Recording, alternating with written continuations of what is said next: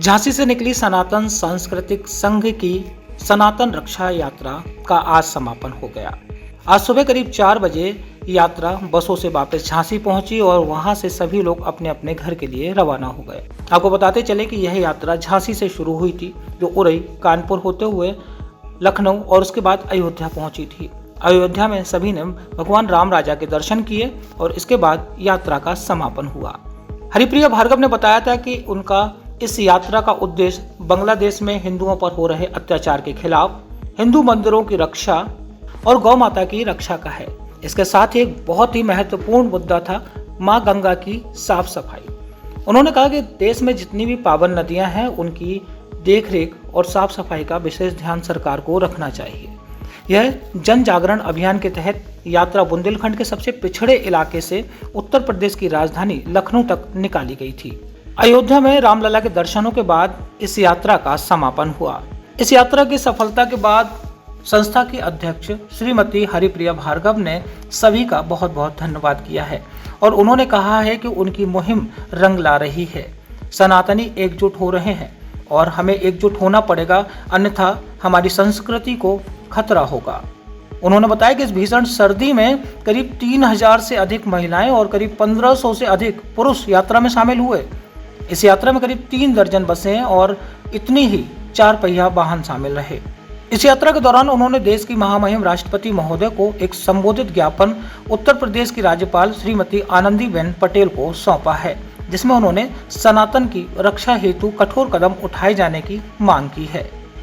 इस पूरे कार्यक्रम के दौरान संस्था के अध्यक्ष श्रीमती हरिप्रिया भार्गव, समग्र गंगा अभियान की राष्ट्रीय संयोजक राजेश तिवारी, सनातन संस्कृति संघ के वरिष्ठ राष्ट्रीय सहयोगी राजेंद्र कुशवाहा, मनोज जैन, कमल सहगल व संजीव अग्रवाल सहित कई सनातनी मौजूद रहे।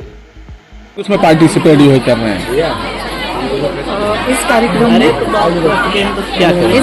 में ललितपुर से लेकर झांसी, उरई, कानपुर, लखनऊ सभी जगह से लोग एकत्रित हुए हैं और हम सब यहाँ आकर के पहले हमने अपनी रक्षा यात्रा, जो सनातन रक्षा यात्रा है, वो हमने ललितपुर से शुरू की। झांसी से उसका शुभारंभ किया।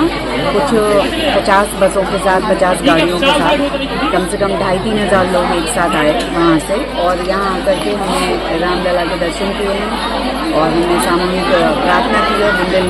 बांग्लादेश में हो रहे अत्याचार के लिए, लोगों पे जो नरसंहार हो रहा है, गौ माता की हत्या हो रही है, उस सब के लिए हमने शिवदान से प्रार्थना की है। और हमारा उद्देश्य ये था कि रक्षा यात्रा के माध्यम से हम जन जन में जागृति लाएं ताकि वो अपने सनातन धर्म और संस्कृति के प्रति जागरूक हों। दूसरा, एकजुट होकर के विश्व में कहीं भी अगर सनातनी बहन भाइयों के ऊपर या गौ माता के ऊपर कोई भी अत्याचार हो रहा है तो उसके लिए मिलकर के आवाज़ उठाएं और हमारी आवाज़ सरकार तक पहुँचे और सरकार इस बात को, इस मुद्दे को विश्व के मंच पर रखे ताकि कोई एक कड़े कदम लिए जा सकें और इसका अंत हो इस तरह के अत्याचार का। यही उद्देश्य लेकर के हम निकले हैं। कितने लोग इसमें आए हैं आपके साथ इस यात्रा में? लगभग 3000 लोग होंगे, उससे भी ज़्यादा हो सकते हैं क्योंकि यहाँ से भी काफ़ी लोग जुड़े हैं, लखनऊ से, अयोध्या से।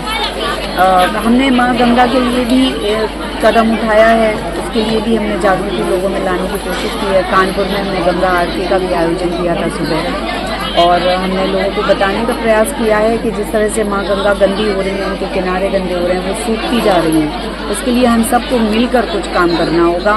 मतलब अपने जो रोज़ के या हमारे धर्म के जो कार्य हैं उनमें हमें जागरूक होना होगा।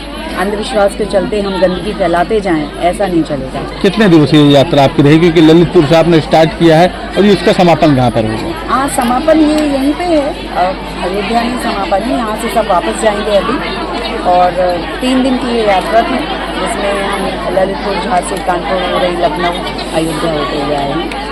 तो हमारा उद्देश्य लेकर के हम चले हैं वहाँ से और लोगों का जिस तरह से सहयोग और सबका प्रेम मिला है, सब लोगों ने जिस तरह से हमारा साथ दिया है, इससे हमें लग रहा है कि काफ़ी लोग इस बात के लिए जागरूक भी हैं और वो करना भी चाहते हैं और सबको बहुत दुख है बांग्लादेश में हो रहे जो अत्याचार है उसके खिलाफ। तो हम सब प्रयासरत हैं और हमें पूरी उम्मीद है कि सरकार इसमें जरूर कोई कड़े कदम उठाएगी। जी, आप अपना गुड नेम बताएं। मेरा नाम हरिप्रिया भार्गव है, सनातन सांस्कृतिक संघ है जिसमें हम सब जुड़े हुए हैं। मैं उसकी राष्ट्रीय अध्यक्ष आपके हूँ। कितने लोग जुड़े हुए हैं और ये संघ कब से स्टार्ट हुआ था? ये सन 2019 से काम कर रहा है, लेकिन ये पहले ग्राउंड लेवल पे चैरिटी तो नहीं कहूँगी मैं, लेकिन इतना ज़रूर कहूँगी कि समाज के लिए जहाँ जहाँ जो समस्याएं हमें दिखी तो हमने अपने स्तर से अपनी क्षमता अनुसार इसके लिए कार्य किया है। बाद में हमें ये एहसास हुआ जब हमने ग्राउंड लेवल पे काम किया, गांव वगैरह में जाके सब जगह बच्चों के लिए, औरतों के लिए, तब हमें एहसास हुआ कि संसाधनों की कमी नहीं है, लोगों में एकजुटता की कमी है। सनातनी बहन भाई यहाँ पर जो सनातन की परंपरा से 4 धर्म चलते हैं, वैदिक, जैन, बौद्ध, सिख, इनको बांट दिया गया है धर्मों के आधार पर, जबकि ये चारों ही मोक्षलक्षी धर्म हैं और चारों ही एक ही परंपरा को मानते हैं और उसी तरीके से इनकी संस्कृति है। तो अगर ये सब एक हो जाते हैं और इनकी संख्या भारत में 90 करोड़ से भी ज़्यादा होती है, तो अगर सब एक होते हैं और अपनी धर्म संस्कृति को अपनाते हैं सही तौर से, तो मुझे नहीं लगता है कि फिर हम सबको कोई भी जाति, वर्ण या धर्म के लिए बांट पाएगा। तो हम सब एक मंच पर एक साथ होंगे और फिर जो अत्याचार आज बांग्लादेश में हो रहे हैं और आशंका की जा रही है कि अगर ऐसे ही हालात रहे तो आने वाले समय में भारत में भी ऐसे समस्याएं आ सकती हैं। तो वो समस्याएं ना आए, हमारी संस्कृति बची रहे। दूसरा, 77 साल की आज़ादी के बाद भी जो मानसिक गुलामी से हम पीड़ित हैं, उससे हमें छुटकारा मिले।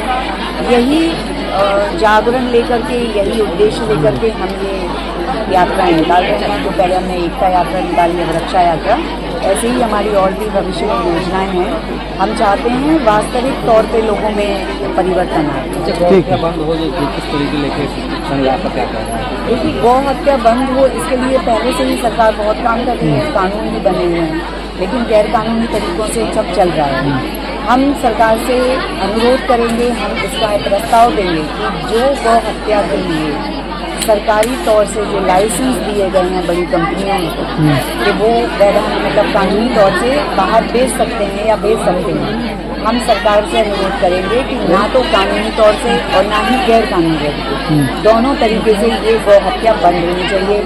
यहाँ पर कोई भी किसी को भी इस बात का लाइसेंस नहीं दिया जा सकता, क्योंकि गौ हत्या हमारी संस्कृति है, हमारी पहचान है। अगर गौ हमारी पहचान है, गौ को हम माता मानते हैं, हमारे शास्त्रों में, वेदों, पुराणों में उनको जो मान्यता प्राप्त है, तो अगर हम उसकी हत्या का लाइसेंस दे रहे हैं तो फिर हम भारतीय संस्कृति पर गर्व कैसे कर सकते हैं? तो अगर हमें संस्कृति को बचाना है तो कानून को बदलना ही होगा, और बदलने के लिए हम सब प्रयास करेंगे, हम सब अपनी आवाज़ सरकार तक पहुँचाएंगे।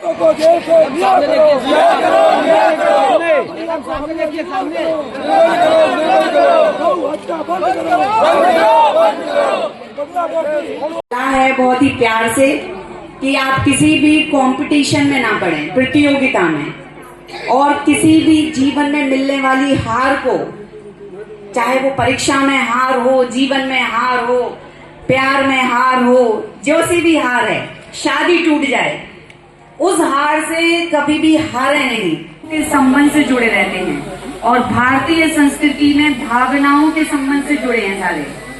तो अगर वो खत्म हो जाएगी तो हमारी संस्कृति भी खत्म हो जाएगी।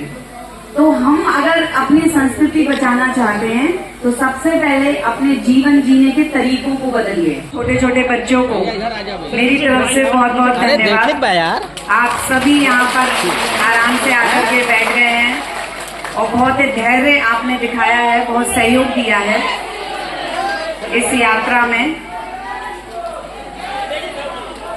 जो